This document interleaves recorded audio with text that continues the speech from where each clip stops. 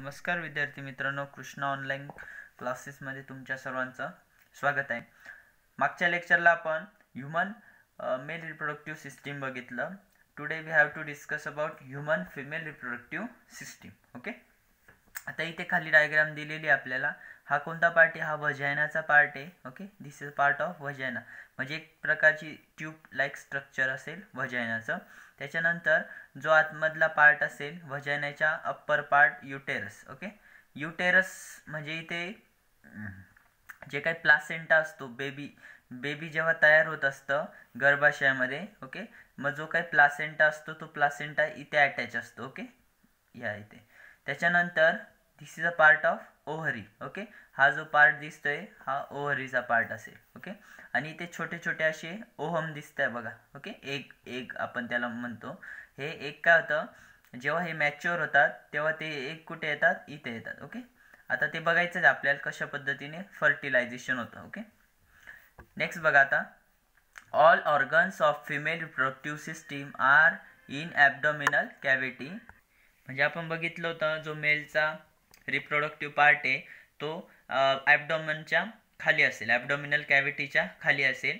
But this is a part in our body. Okay, तो फिमेलच्या बॉडीमध्ये पार्ट असेल. ओके, त्याच्यानंतर पुढे बघा. It include a pair of ovaries. Okay, म्हणजे जे काय ओव्हरीज दिसतं आपल्याला, हे बघा पेअर आहे. या दोन ओव्हरींची काय इथे पेअर आहे.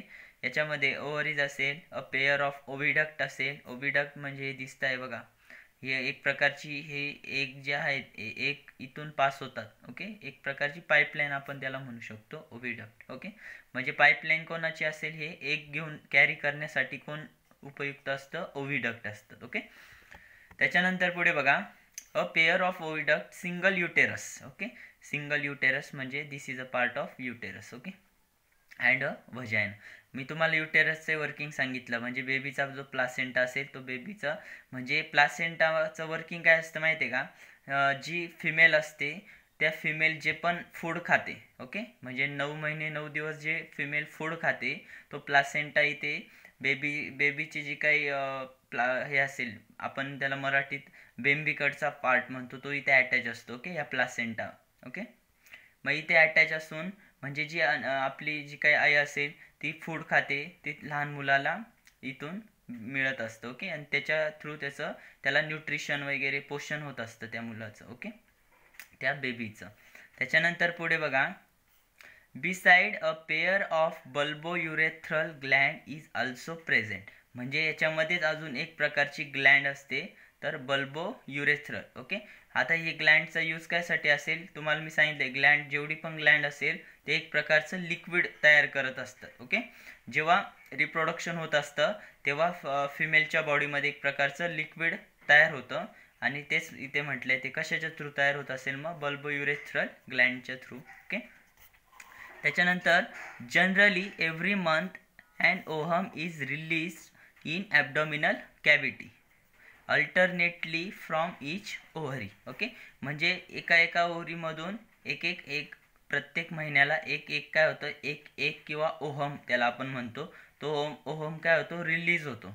ओके, बट याची पण काय असते? ठराविक कालावधी असतो, तो आपल्याला पुढे बघायचाच आहे. केव्हा इथून जे काही एग असेल ते रिलीज होईल in the ovary. Okay, in the uterus इथे, म्हणजे ओव्हिडक्टच्या थ्रू. ओके, त्याच्यानंतर बघा.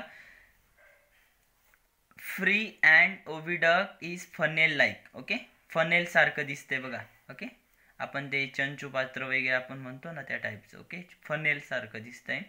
त्याच्यानंतर and opening is present at the centre of it. Okay, म्हणजे इथे एक प्रकारची जेव्हा रिप्रोडक्शनचा टाईम येतो किंवा प्रत्येक महिन्याला जेव्हा ओव्हरीमधून जे काही ओहम असेल ते तयार होऊन जेव्हा बाहेर येतात तेव्हा ओव्हिडक्ट काय होतो? इथे ओपन होतो, आणि ओपन झाल्यानंतर ते ओव्हिडक्ट किंवा जे काही ओव्हरीमधले जे ओहम असेल ते ओहम कुठे येतील? इथे येतील. ओके, त्याच्यानंतर बघा पुढे. Oocytes enter the oviduct. Oocytes म्हणजे हे जे दिसत आहे त्याला आपण काय म्हणायचं? ओसाइट. ओके, इथे लिहून घ्या oocytes. Okay, oocytes. oocytes enter the oviduct through that opening. Okay, cilia are present in an inner surface of oviduct. ओव्हिडक्ट मध्ये काय असतं, सिलिया असं हेअर लाईक स्ट्रक्चर असतं. ओके, मग हे काय करता माहिती आहे का, जेव्हा प्रत्येक महिन्याला हे जे काय ओसाइट्स ह्या ओव्हरीमधून बाहेर येत असतात, किंवा ओव्हम म्हणा त्याला, म्हणजे ओव्हम केव्हा असेल, जेव्हा ते स्टेशनरी कंडिशनला असेल तेव्हा त्याला ओव्हम म्हटलेले. आणि ओसाइट्स केव्हा म्हणतात, जेव्हा तो मॅच्युअर होऊन हा जो काही एग असेल किंवा ओव्हम असेल तो मॅच्युअर होऊन जेव्हा बाहेर पडतो तेव्हा त्याला ओसाइट्स म्हटलेलं इथे. ओके, मग हा जो काय ओसाइट्स आहे तो बाहेर येतो तेव्हा ओव्हिडक्ट काय होतो, ओपन होतो. ओके, त्याच्यानंतर बघा पुढे, मग हे सिलियाच्या थ्रू म्हणजे ओव्हिडक्टमध्ये जी सिलिया असेल, सिलिया म्हणजे असे हेअर लाईक स्ट्रक्चर असतं. ओके, म्हणजे हळूहळू हा डक्ट जो काही ओसाइट असेल तो ओसाइट्स हळूहळू कुठे येईल, युटेरसमध्ये येईल, आणि त्याला आणण्याचं काम कोण करेल, सिलिया. म्हणजे हेअर लाईक स्ट्रक्चर असेल ना सिलिया, म्हणजे त्याला पुढे पुढे ढकलण्याचं काम करेल. ओके, दिस सिलिया पुश दी ओसाइट टुवर्ड युटेरस, म्हणजे त्या ओसाइटला पुढे ढकलण्याचं काम कोण करेल, सिलिया करेल, हे लक्षात ठेवा. त्याच्यानंतर गॅमेट फॉर्मेशन. गॅमेट कसं तयार होतं फिमेल बॉडीमध्ये, मग फिमेल गॅमेट कोणतं असतं तुम्हाला माहिती आहे, कोणतं असतं, मी आपण मागे पण बघितलं होतं बघा. ओके, मेल गॅमेट कोणतं असतं, स्पर्म, आणि फिमेल गॅमेट कोणतं असतं, तर ओव्हम असतं. ओके, हे लक्षात ठेवा. Both gametes that is sperm and ovum, आता इथे म्हटले स्पर्म म्हणजे मेल गॅमेट आणि फिमेल गॅमेट म्हणजे ovum, are form by meiosis. Okay, मिओसिसच्या थ्रू कशा पद्धतीने स्पर्म ओव्हम तयार होतं ते आपण बघितलेलं आहे.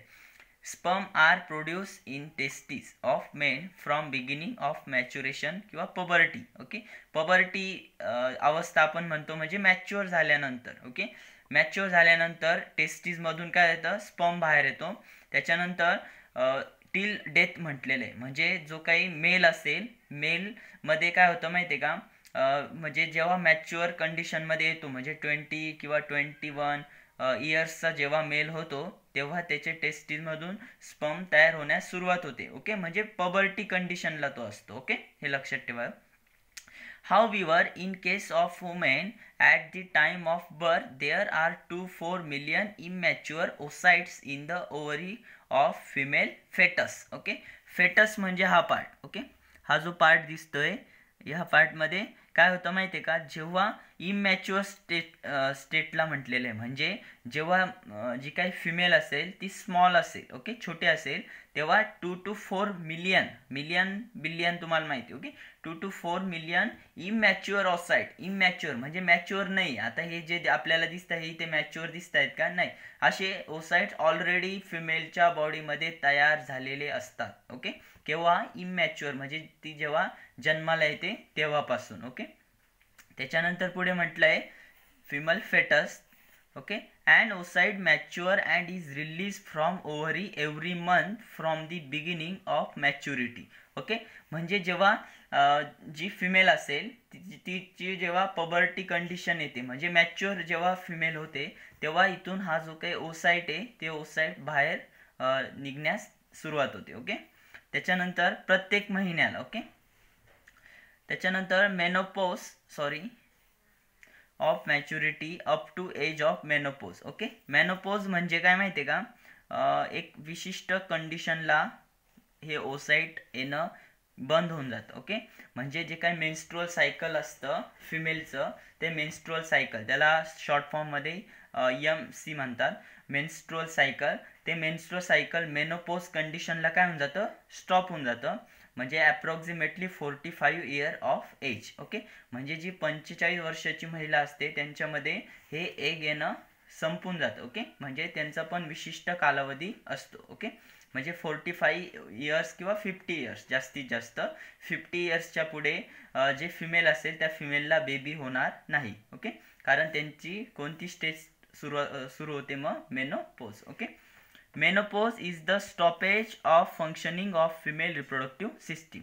At the age of about 45 to 50 years, secretion of hormones controlling the function of female reproductive system either stop or becomes irregular. This causes the menopause. Okay, म्हणजे मेनोपोज केव्हा होईल माहिती आहे का, जेव्हा 45 to 50 इयर्सची फिमेल होते म्हणजे 45 किंवा 50 वर्षाची फिमेल झाल्यानंतर त्या ऑटोमॅटिकली त्यांचं जे काही सिक्रेशन ऑफ हार्मोन्स कंट्रोलिंग, म्हणजे जे हार्मोन्स असतात ते हार्मोन्स कंट्रोल करतात रिप्रोडक्टिव्ह सिस्टीम. ओके, म्हणजे जे काही इरेग्युलर मेन्स्ट्रुअल सायकल होतं, ओके, म्हणजे मॅच्युअर एग होत नाही तेव्हा. ओके, म्हणजे ते एगची जी काही आपण म्हणतो ना एक्सपायरी डेट पूर्णपणे संपलेली असते. ओके, हे लक्षात ठेवा. त्याच्यामुळे जे काही नवीन जनरेशन किंवा न्यू बॉर्न बेबी तयार होणार नाही. ओके, आणि झाला तरी त्याच्यामध्ये विविध प्रकारचे व्हेरिएशन असू शकतात. ओके, किंवा त्याला विविध प्रकारचे डिसीज पण असू शकतात. ओके, म्हणजे तो पूर्णपणे मॅच्युअर राहू शकत नाही. ओके, हे लक्षात ठेवा. त्याच्यानंतर बघा, आता तुम्हाला माहीत असेल जी 18 इयर्स, आता आपण आपल्या शासनाने काय केलं, 18 इयर्सची मुलगी पाहिजे, 18 इयर्सच्या पुढे तिचं एज पाहिजे. ओके, 18 इयर्सच्या आत राहिल्यानंतर लग्नाला आपल्याला परवानगी मिळत नाही. ओके, मग हे याचं कारण पण तेच असू शकतं, कारण 18 इयर्सपर्यंत हे जे काय ओहम आहे त्या ओहमची मॅच्युरिटी झालेली नसते. ओके, म्हणून 18 इयर्सच्या आधी जर रिप्रोडक्शन झालं फिमेलचं, तर जो काही होणारा बेबी आहे तो पण मॅच्युअर म्हणजे व्यवस्थितपणे त्याचं जे काही इम्ब्रिओ आहे तो इम्ब्रिओ इथे तयार होणार नाही. ओके, हे लक्षात ठेवा. त्याच्यानंतर नेक्स्ट पार्ट बघायचा आहे फर्टिलायझेशन. ओके, म्हणजे मेल गॅमेट आणि फिमेल गॅमेटचं कशा पद्धतीने फर्टिलायझेशन होतं. Formation of zygote. Okay, zygote केव्हा तयार होतो, जेव्हा रिप्रोडक्शन होतं तेव्हा मेल आणि फिमेल गॅमेट्स दोघी एकत्र येतात आणि त्याच्या थ्रू झायगोट म्हणजे त्याच्यानंतर झायगोटचं कन्व्हर्जन इम्ब्रिओमध्ये, म्हणजे आपण भ्रूण म्हणतो, गर्भ म्हणतो, त्याच्यात होतं. Zygote by union of sperm and ovum is called as fertilisation. फर्टिलायझेशनची डेफिनेशन ही राईट करून घ्या. Fertilisation is internal in humans. Okay, म्हणजे ह्युमन्सच्या आत, म्हणजे जी फिमेल असेल त्यांच्या फिमेलच्या बॉडीमध्ये इंटरनल म्हणजे आतमध्ये त्यांचं काय होतं, फर्टिलायझेशन होतं. Semen is ejaculated. Okay, semen मी काल सांगितलं होतं. ओके, सेमेन म्हणजे काय इथे राईट पण केलं होतं आपण, म्हणजे स्पर्म आणि लिक्विड तिथे तयार होतं, म्हणजे तो काय असेल, सेमेन असेल. ओके, म्हणजे सेमेन म्हणजे त्याला मराठीत वीर्य असं म्हणतो. Okay, is ejaculated in vagina during vagina म्हणा किंवा व्हॅगिना म्हणा, in vagina during copulation. Sperm in the number of few million start their journey by the route of vagina to uterus to oviduct. One of those few million sperm fertilize the only ovum present in the oviduct. Okay, आता लक्षात घ्या, fertilisation केव्हा होतं माहिती आहे का, जेव्हा रिप्रोडक्शनचा time होतो. ओके, म्हणजे वजायनामधून काय होतं, जेव्हा रिप्रोडक्शन होत असतं, जेव्हा स्पर्म आतमध्ये एंट्री करतो, एंट्री केल्यानंतर जो ओव्हिडक्ट पासून जो काही एग आलेला असतं किंवा ओसाइट्स आलेला असतं, तो ओसाइट कुठे येतं, इथे युटेरसमध्ये. आता फॉर एक्झाम्पल, आता हा जो काही ओसाइट आहे, ओके, हे बघा या पद्धतीने, म्हणजे अशी हे दोन नाही, हा एकच आहे, अशी जर्नी तो ट्रॅव्हल करतो बघा. ओके, आणि तो ओसाइट्स आता कुठे आलेला आहे, इथे आलेला आहे. ओके, इथे आल्यानंतर काय होतं, जेव्हा मेल आणि फिमेल त्या दोघांचं रिप्रोडक्शन होत असतं, तर ते रिप्रोडक्शन होत असताना जो मेल गॅमेट आहे, ओके, मेल गॅमेट इथून एंट्री करेल आणि एंट्री केल्यानंतर आता मेल गॅमेटचा काय असेल, स्पर्म तुम्हाला माहिती आहे. ओके, या पद्धतीने, ओके, या पद्धतीने स्पर्म असेल. हा स्पर्म काय होईल, असा फ्लोट होत होत होत कुठे येईल, ओव्हिडक्टमध्ये, आणि ओव्हिडक्ट मध्ये काय तयार झालेला आहे, जो काही ओसाइट आहे तो ओसाइट वरती येऊन काय होईल, ते धडकेल. ओके, अशी या पद्धतीने, आणि एक प्रकारचं इथे काय होऊन जाईल, दोघांमध्ये फर्टिलायझेशन, म्हणजे ह्या एकचं इथं आल्यानंतर आणि स्पर्म गेल्यानंतर काय होईल, फर्टिलायझेशन.